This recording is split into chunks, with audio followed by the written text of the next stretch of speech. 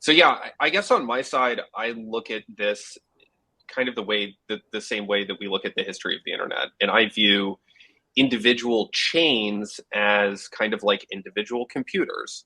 And in the same way that we were never able to scale one supercomputer up to the point where it was able to handle all of global traffic, if you go back to the 50s, 60s, 70s, even, you'll see these visualizations of the mainframe and all the terminals.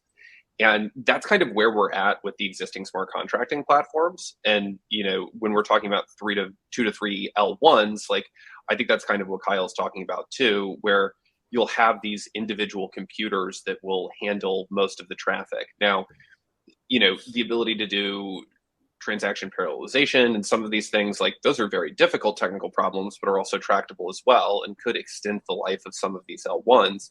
But I think a more likely scenario is exactly what played out with the internet. We figure out a common language for these different ecosystems to talk to each other, and then we can sort of horizontally scale out to as many chains that are needed to support the economic activity that happens. I think this is also net positive for decentralization and kind of censorship resistance, and especially when we're talking about in a post-tornado cash OFAC era, these topics are once again more relevant. I think many different chains with different consensuses and different, makeups in terms of where their nodes are run, and some are more centralized, some are more decentralized. This is a much more likely future. And some of those problems around the quote unquote social scalability of this type of system are overblown. And we have existing technical solutions, things like DNS, and IBC, obviously a lot like internet protocol, to help overcome these. So that would be kind of how I'd frame my thesis around this. And what does the world look like when this is truly scaled?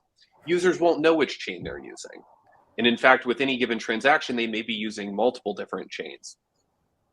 All of that complexity will be abstracted out by wallets and other client software.